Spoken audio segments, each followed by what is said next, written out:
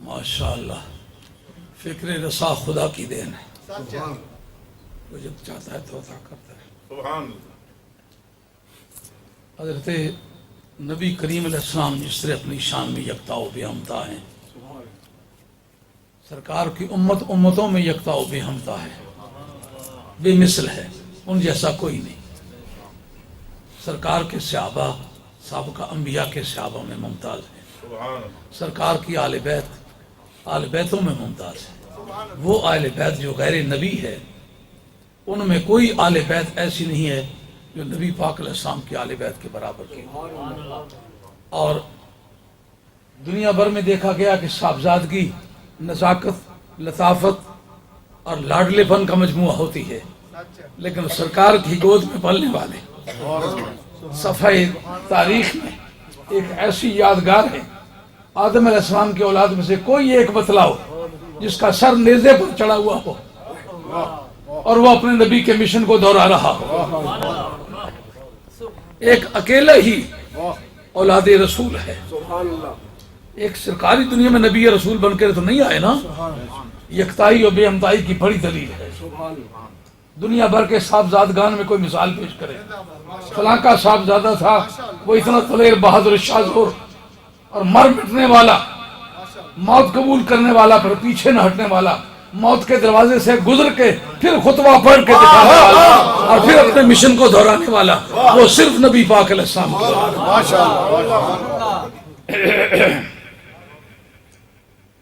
اور جو سرکار تاجدار مدینہ علیہ السلام نے یہ فرمایا کہ صبح لَأُوتِيَنَّ الرَّايَةَ غَدًا رَجُلًا يُحِبُّ اللَّهَ، اس جگہ رجلن کو نکرہ واقعہ کرنے کی مراد یہ ہے اس کے متصل بعد وہ جملہ آئے جو مرکب توصیفی ہو، لَأُوتِيَنَّ الرَّايَةَ غَدًا رَجُلًا يُحِبُّ اللَّهَ وَرَسُولَهُ وَيُحِبُّهُ اللَّهُ وَرَسُولُهُ، اور یفتہ قائلہ اس کے بعد میں آنا ہے، اس کی ایک قانونی وجہ ہے، اس کی ایک قانونی وجہ ہے۔ کسی فاعل کے اوصاف کو پہلے ذکر کرنا، فعل کو بعد میں ذکر کرنا، اس کا مقصد یہ ہوتا ہے کہ ان اوصاف کو اس فعل کے وقوع میں دخل ہے۔ یعنی آج پہلے یہ کہنا کہ وہ اللہ سے پیار کرتا ہے، اللہ اس سے پیار کرتا ہے، وہ رسول سے پیار کرتا ہے، رسول اس سے پیار کرتا ہے، اس کے بعد کہنا فتح ہوگی، اس کا معنی یہ ہے کہ جو خدا اور اس کے رسول سے پیار ہے وہ وجہ ہے اصل میں فتح ہونے کی، اس کی وجہ تلوار نہیں ہے، اس کی وجہ وہ زور ہے، لگے طاقت سے تیر، لگے تیر سے طاقت کمانتی ہے۔ اور وہ بخاری کا مطلب ہے فبات الناس یذوقون، ساری رات مسلمان سوچو بچاروں میں گزر گئے، تمام صحابہ کرام رضوان اللہ تعالی مجمعین سرکار کی محبت میں سچے تھے اور اللہ تعالیٰ ان سے پیار کرتا تھا، جن کو رضی اللہ تعالیٰ عنہ رضو عنہ کہا ہے، خدا ان کو کس پیار سے دیکھتا ہے جو آنکھیں ہیں میوے لقائے۔ سرکار کی بارگاہ میں بیٹھنا معمولی بات نہیں ہے، اور سرکار کی طرف آنے بڑھنے والی تلواروں کے نیچے سر رکھنا یہ جوان مردوں اور جالے سپوتوں کا کام ہے، یہ مذاق کی قسم کا کام نہیں ہے۔ یہ سارے لوگ موت کے دروازے سے گزر چکے ہوئے تھے اور مرنا جانتے تھے، مارنا جانتے تھے، لٹنا جانتے تھے اور پٹنا جانتے تھے، اور دشمن کے گلے پہ ہاتھ رکھنے کا انہیں ڈھنگ آتا تھا۔ بدر کی جنگ اس کی آزمائش ہو چکی ہوئی ہے، احد کا میدان، تمام صحابہ کرام رضوان اللہ تعالی مجمعین تمام حق پر تھے، تمام محبت والے تھے، لیکن محبت میں کلاسز ہیں، محبت کا اپنا اپنا درجہ ہے۔ اس میں حضرت حیدر کرار کی محبت کا نقشہ، واہ علی تیرے علم کے ہوتے ہوئے علماء کے زمرے میں جرت اور جلال کا نقشہ ہم نے نہیں دیکھا کبھی زندگی۔ دلیر جو پڑھے لکھے لوگ ہوتے دلیر نہیں ہوتے، شازور قسم کے آدمی عقل مند نہیں ہوتے۔ آپ نے نہیں دیکھا رنگ میں ایک آدمی دنگل لڑ رہا، بعد میں کوئی آر سے باتیں کرتا ہے، وہ اس کے ساتھ باتیں کرنے لگ جاتا ہے، پیچھے جا کے لوگ الٹا زمین پہ پٹخ کے مارتے ہیں۔ اگر دماغ کام کرتا تو یہ نہ سمجھ میں آئے کہ میں کشتی کس سے لڑ رہا ہوں، باتیں کس سے کر رہا ہوں۔ دوسرے کو کسی کا دماغ بھی کام کرتا ہو، تلوار بھی کام کرتی ہو، اے علی یہ صفت تجھ میں پائی گئی ہے، تیرے سوا کائنات۔ اور دیکھیں جو مشہور ہے نا جناب حیدر کرار کے، اس میں ایک جملہ آپ میری طرف سے آج ایڈ کر لیں۔ جس میدان میں گئے نا تو عرب لوگ جو تھے، عرب ہونے کی حیثیت سے بھی اس بات کو پسند نہیں کرتے تھے کہ میں پہلا وار کروں. کہتا پہلا وار کر جنا بڑھ بتا کے پیچھے سٹ نہیں سے مارن دیتی ماری تک پہلے. یہ بات اس لیے کرتے تھے. وہ سپیر تلوار بھی رکھتے تھے دشمن کے لیے بھی. ایک تلوار اپنے لیے سپیر ہوتی تھی, اگر میری تلوار ٹوٹ گئی تو میں استعمال کروں گا. ایک دشمن کے لیے تھی کہ اگر یہ تلوار اس کی ٹوٹ جائے اس کو مہیا کروں گا. رچرڈ کے مقابلے میں جو صلاح الدین ایوبی نے اپنی سپیر تلوار اس کو دی تھی, اس وقت اس کو قتل کرنے کا موقع تھا. واہ مسلمانوں تمہاری غیرت پہ قربان, تمہاری شجاعت پہ قربان. آج دنیا تمہیں کہتی ہے کہ تم دہشت گرد ہو. یہاں سے لڑنے کے لیے کیا ہوا ہے رچرڈ, یہاں کا فرما روا لڑنے کے لیے گیا ہوا ہے شرق الاوسط میں فلسطین میں.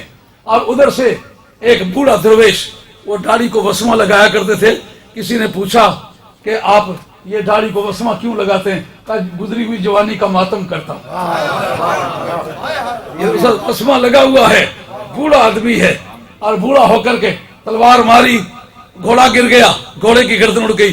کہا گھوڑا لا کے دو, گھوڑا لا کے دیا. کہا جوان بن. پھر اس کے بعد تلوار پر تلوار ماری, تلوار کے ٹکڑے ہوئے. کہا یہ لے تلوار, اب لڑ. جب وہ سرنڈر ہو گیا تو کہا اس کو مارے نہیں, ہتھیار پھینک دیے ہیں. ہتھیار پھینکنے والے کو مارنا جوان مردی نہیں. وہاں سے اپنے انتظام سے اس کو لے کے حفاظت کے ساتھ انگلینڈ پہنچایا تھا. ہمیں کہتے ہو ہم دہشت کر دیں؟ خدا کا خوف کرو. میدان میں گرا ہوا دشمن, تمہارے ہاتھ بندے لگے, تم نے ان پہ کتے چھوڑے, قربان جاؤ ان کے. تلوار ٹوٹی تو تلوار دی, گھوڑا مارا گیا گھوڑا دیا. جب دشمن سرنڈر ہو گیا کہا اب نہیں مارنا, ہتھیار ڈالنے والے کو مارنا نہیں. حضرت حیدر کرار جب خیبر کے میدان میں گئے تو دشمن نے آپ پر وار کرنا چاہا, آپ نے وار نہیں روکا. کہا پہلا تو وار کر, پہلا تو وار کر. تلوار کا وار اس نے کیا اور حضرت مولا مرتضیٰ کے ہاتھ میں ڈھال تھی. اس میں تلوار ایک مرتبہ ڈوب کے نکلی اور آپ کے ہاتھ سے ڈھال گر گئی. وہ اس لیے گر گئی کہ ڈھال کی قیمت کی نہ رہی, وہ ٹکڑے ٹکڑے ہو گئی. لیکن اب دوسرا وار کرنے کے لیے وہ اپنے آپ کو تیار کرتا, پر تولتا. والی ایک ہاتھ بایاں ہاتھ مار کے قلعے کے دروازے کو ایک مرتبہ کھینچا, ہاتھ میں لے لیا. دوسرا وار کرنے سے پہلے سرکار کا وار گیا اور اس کے ٹکڑے کر کے تمام لڑائی کے دوران وہ دروازہ آپ کے ہاتھ پر بطور ڈھال کے رہا. لاؤ ایسا کائنات میں کوئی جوان مرد. ڈھال گر گئی ہو, دشمن وار کرنا چاہتا ہو تو دشمن کا وار کرنے سے پہلے قلعے کا دروازہ اکھاڑ لیا ہو اور سارا دن ڈھال کے طور پر استعمال کیا ہو. حضرت عبداللہ بن مسعود کہتے ہیں دوسرے دن ہم 40 آدمی مل کے اس دروازے کو سرکانا چاہتے ہیں. واہ علی, علی علی تو ہی علی ہے. اب حضرت کرار کو دیکھنا چاہتے ہیں ان کی طاقت کیسی ہے. کہ 40 آدمی مل کے اس دروازے کو آگے پیچھے کرنا چاہتے ہیں, لیکن 40 آدمی مل کے دروازے کو آگے پیچھے نہیں کر سکتے. علی کا رنگ آج بھی موجود ہے.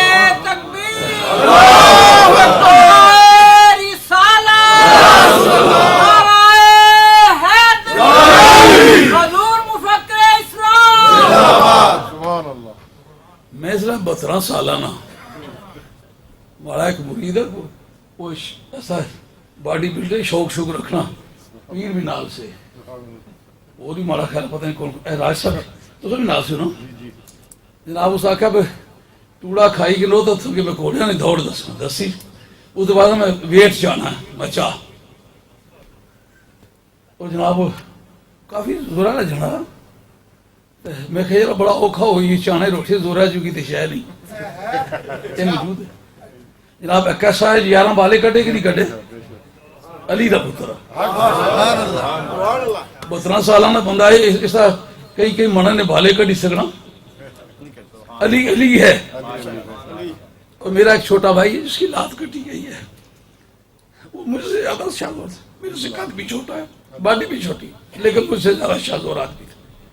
وہ علی کی اولاد قیامت جائے گی, ان کا خون بتلائے گا, ان کی غیرت بتلائے گی, ان کی سخاوت بتلائے گی, ان کی ذہانت بتلائے گی, ان کی وفائیں بتلائیں گی, ان کا کیریکٹر بتلائے گا.